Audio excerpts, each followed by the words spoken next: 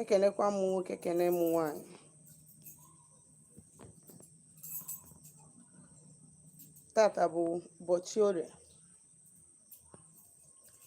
Ana m asị ka orie tata maala anyị ncha niile mma,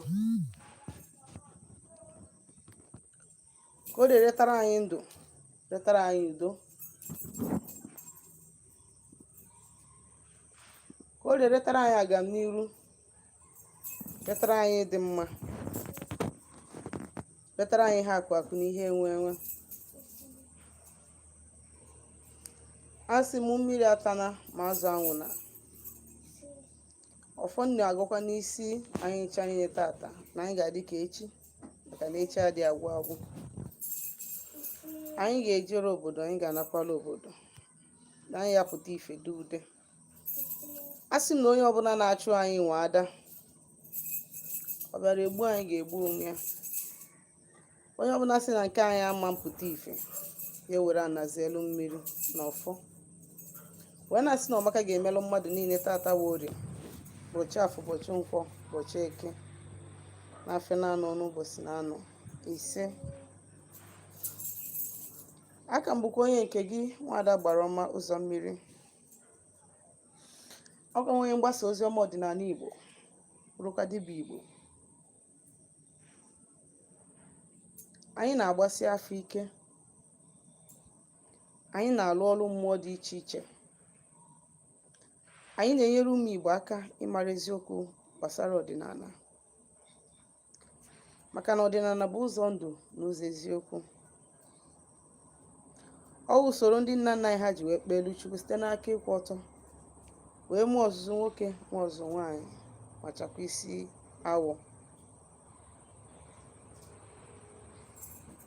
Onye mere m ji asị ụmụ Igbo ka anyị na-achịtaba azụ n'ọdịnala Igbo, maka na ọdịnala bụ ebe ejedebelụ. Ọ usoro ndị mbụ na ndị egede ji wee bi ndụ. Ọ ntọ na ana jikọrọ Igbo ọnụ. Ọdịnala abụrụ ọgwụ, ọdịnala abụrụ nsị. Ọdịnala bụ ụzọ ndụ na ụzọ eziokwu. Na-atụfu nnukwu oge, ihe nji maka ebe tata ịkọwala anyị bụ mgbede ọma nwada Nkechi Okonkwa, ekenekwa m gị tata were maalụ gị mma. Ihe m bịara ịkọwa na mgbede a bụ ihe anụnwa gbasara mainly ndị nwere ọkpụkpọ oku. Ọ maka ndị nwere ọkpụkpọ oku. Ọ bụrụ na ị nwere ọkpụkpọ oku ma ọ na nwanne gị nwere ọkpụkpọ oku, this is for you. Ihe ahụ m bịara ka anyị negharịa anya tata bụ ihe gbasara ihe ndị Igbo na-akpọ Ekwem Agwu. Ndị Igbo si na nkụ ọbụla dị na mba na-eghelu mba nni. Ọdịnala bụ ofu, mana omenala dị n'iche n'iche.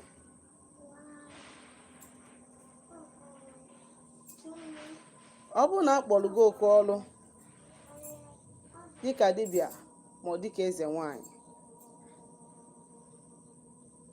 o nwere aja ị ga-achụ, aja a na-akpọ emume Ekwem Agwu. Aja a na-achụ nyere mmụọ kpọrọ onye ahụ ọrụ, ka onye ahụ nwee ike wee kweta na ọrụ akpọrọ ya na ọ ya arụ ya. Ọ bụrụ ana na ikweta na ị ya arụ ọrụ gị, ọ na-ease stress a bit. Mana Ekwem Agwu dị n'ụzọ na-abụ. Ụzọ na-abụ ọ dị bụ, enwelu ndị ka nwere time, nwere ike ọ bụ na akpọrọ ha oku, ha mee Ekwem Agwu, ha enwee ike dị fair kwa ọrụ ha, as in ka mmụọ ahụ hapụ ị na-aghasalụ ha ihe.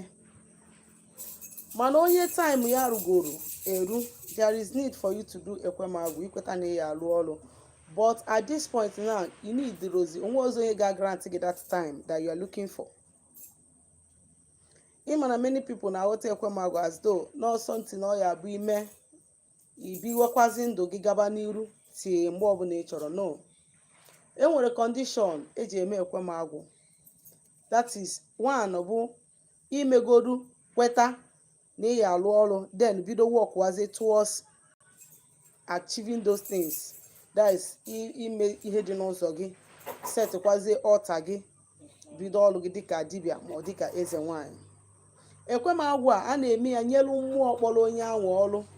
Ọ bụrụ mmụọ dịbe nna onye ahụ kpọrọ onye ahụ ọrụ, ma mmụọ dị n'ikwu nne ya, patikula mmụọ dị n'ikwu nne ya kpọrọ ya ọrụ, ma ọ nọ ndị ichie kpọrọ ya ọrụ, ma ọ na-aja ana kpọrọ ya ọrụ, onye ahụ ga-eme achụ dat aja nyelu dat patikula mmụọ ahụ kpọrọ ya ọrụ be nne ya ma ikwu nne ya. Then ọ bụrụ na onye ahụ maybe na it is destined na onye ahụ ga-ebido ọrụ ya at the age of 30 years and onye ahụ dị ebe 27 or 26 years, obviously onye ahụ ga na-enwezi sign that thing ga na-edisturb ya. But ọ bụrụ na ime ekwem agwụ, the thing ga-enyelụ gị aka ị na-enwetatụ onwe gị wee jiri nwayọọ na-echukwa ihe dị n'ụzọ gị ganye mgbe i bidoro ọrụ. Mana ọ bụrụ na iwu somebody a sị na ị ya alụ ọrụ gị at 30 years, ị chọpụtaghị onye ị bụ until i ruo ihe dịka 35 years, my dear, ekwem agwụ ị ga-eme abụrọ for you to go and fold your arms. Ekwem agwụ ị ga-eme is for you to do it and start your work as soon as you can. Onye nwa bụ ekwem agwụ ị ga-eme. Gị nwa bụ onye time ị ga-eji wee lụọ ọrụ rugolu, time gị elugo gafee, ị na-eme ekwem agwụ, ịpụta isi that your friend did ekwem agwụ 5 years ago, or that your friend did ekwem agwụ 2 years ago, or that your friend did ekwem agwụ 3 years ago, yet is no longer disturbing that person. Onye ahụ na-emere onwe ya ihe ọ na-eme. That na gị nwa na onwe gị you did ekwem agwụ and nothing is working. No. Enwere time difference. Enwere somebody ị ga-adị older than, yet ị nwere ọrụ mana nke gị ebidobenyewa gị nsogbu, mana onye anwa na nke ebidogo even at age of 15, 16, 17 years nyebi ya nsogbu too much. Ekwem agwụ onye anwa na-eme na nke gị nwa na-eme abụrụ ofu. Nke onye ahụ is to accept na ọ ya alụ ọrụ and bidokwa ọrụ immediately. Mana for someone that still have times in the spiritual realm, nwere ike ime ekwem agwụ, ọ bụrụ afịa ka ị na-azụ, ka na-azụgodo afịa ahụ wee na-akpakọ ihe ọnụ until mgbe ị dịzikwa time gị ruru ime gịnị ịza ọkpụkpọ oku akpọrọ gị fully, then you can now start. O wee bụrụ ya abụ maka na ụfọdụ na-eji ekwem agwụ agba ọsọ ọrụ. Ndị ụfọdụ andụkwasị ndị dibịa ụfọdụ na-eme ka ụfọdụ ndị mmadụ malụ na imere a na-ekwem agwụ, you can now run away from your call. Nke wee eziokwu bụ eziokwu na-afụ ụfụ na ntị bụ ekwem agwụ abụrọ guarantee na ịma nrụzi ọrụ. You are just trying to appease that spirit, to calm that spirit ahụ kpọrọ gị ọrụ na-ewesalụ gị iwe, ka a maa na ikwetago na gị na ha na-abụ sozi. Ekwem agwụ abụrọ something ọ ya abụ ime you start living a reckless life. Ọ bụrọ something ọ ya abụ ime ichefuo na o nwere ọrụ akpọrọ gị. You understand? It is something ọ na-abụ ime iwere ya wee chere oge for someone who still have time. But for someone that nwere limited time o kwesị iji wee bido ọrụ elugo gafee. If you are doing ekwem agwụ, you are doing ekwem agwụ to do and start your work immediately. Dibịa ọbụla si gị come, mme ha anaghị ekwem agwụ, ihe niile agaba. Meanwhile na time gị erugo, ọkachasị ndị ọ na-abụ agba afa n'isi ha, afa na-ekwu na ọnwụ nọ n'ụzọ ha. Ndị ọ na-abụ agba afa n'isi ha a na-ekwu na ọnwụ nọ n'ụzọ ha. Ajụwazie kedu ihe na-ebute ọnwa, si na mmụọ kpọrọ ya oku ọrụ. You don't have time any longer. You don't have time any longer. Ekwem agwụ ihe emeje nọlụ n'ụlọ jezu ike, it is not for you. This type of ekwem agwụ a na-eme je mewakwa ihe ọzọ is not for you. The truth is bitter, but I must say it to you. Ekwem agwụ a na-eme emesi anya eje ezugbo ike abụrụ for gị. Ekwem agwụ ị ga-emewu nke ọ ga-abụ ime you put every effort immediately to see that n'ime gịnị na ịzara ọkpụkpọ oku akpọrọ gị. Ụfọdụ n'ime ụmụ nwaanyị anyị, ụmụ agbọghọbịa anyị na-abụ ha nwee call, ha si na ka ha nụọ di, ka ha mee ekwem agwụ lụọ ọrụ mmiri ka ha nụọ di. They will be giving one reason and the other. Ụfọdụ asị ka ha nụọ di, ụfọdụ asị ka ha nweta ọlụ before ha alụwa ọlụ. Let me tell you, ọ bụrụ na dibia agwago gị si gị na ị nwere call, it is left for you to make up your mind ịza ya bụ call. Isi dibia ya gwa spirit na ọka ịnụọ di before ịrụba ọrụ, ma ọ nọọ ka ị nweta ọlụ oyibo before ịrụba ọrụ, dibia ya asị gị o rụọ ọrụ gị ọlụ ahụ. Ọ bụrụ dibia ka ọ dịrị ị decide ma that spirit aga grant gị those things, ịgwa gị eziokwu niile. Ọ bụrụ dibia ahụ alụrụ gị ọlụ ka ọ dịrị ịgwa gị ma spirit aga grant gị those things you are asking. And ihe ụmụ nwaanyị anyị na-amara ọ bụ onye nwelu call iwe mee Ekwem Agwu wee na-asị ka Chijioke nụọ m, ka Chijioke nụọ. That person ahụ ị na-agba ọsọ na-agbakwuru nwere ike ọ bụrụ onye ha chọrọ iji wee tichie gị the last lesson. So ihe na-achọ ịkọwa bụ ihe ọbụrụ na-asị gị na ị nwelu call, chekie your time. Onye ahụ si gị na ị nwere call, jụọ ya ma ị ka nwere time. Ị ka nwere time. Ma ọ nara na-agbalụ gị afa asị gị na ọnwụ dị n'ụzọ, if I slap you, asị gị na ọnwụ dị n'ụzọ gị, asị gị na ọnwụ dị n'ụzọ gị, anọlụ n'ọnwụ dị n'ụzọ gị anwa, agwa gị na ị nwere call na ihe butere ọnwụ a bụ maka na mmụọ dịbe nna gị kpọrọ gị ọrụ na-ewelu gị iwe, ma na mmụọ dị n'ikwu nne gị kpọrọ gị ọrụ na-ewelu gị iwe, ma na aja ana kpọrọ gị ọrụ na-ewelu gị iwe. Ekwem Agwu ị na-eme abụrụzi to go and sit down. That type of Ekwem Agwu is not for you. Inye dibia reasons ihe ọ ga-enye mmụọ, ịgwa dibia ihe ọ ga-agwa mmụọ ka mmụọ wee nwelu gị dị, dibia ga-agwakwa ya mmụọ, mana ihe ga-afọzi bụ ma mmụọ a ya emezukwa ya bụ ihe. Because that na dibia yọrọ for that amara will not change anything. Maka gịnị? You do not have time. You are running out of time. And that is why it cross go a certain level. Ha kpebigo na cross ya na the next thing is either you do the work by force or you die. So na ọ bụ na ị bụ nwoke ma na ị bụ nwaanyị and ị nwere ọkpụkpọ oku, ihe ị ga-agba mbọ mee gị na ịchịkọta mmụọ gị ọnụ. Chịkọta mmụọ gị ọnụ. You lose friends, you lose family, you will lose colleagues, you get lose so many things. Some people even go as far as losing their relationship and marriage. But at the end of everything, you will smile. Ndị a niile reject gị, they will be looking for you. All of them reject gị, they will be looking for you.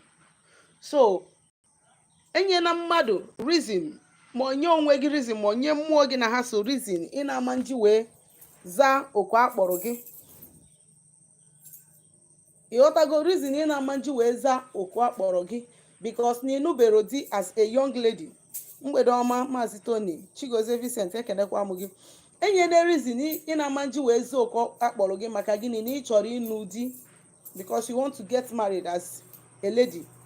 Or because ị na-atụ egwu na ndị bunu nwere ike ịdenounce gị, ọ na gị nwa bụ nwoke na-atụ egwu na oyi gị nwaanyị love so much nwere ike ọjụ gị because of gịnị? Na ịzalụ call.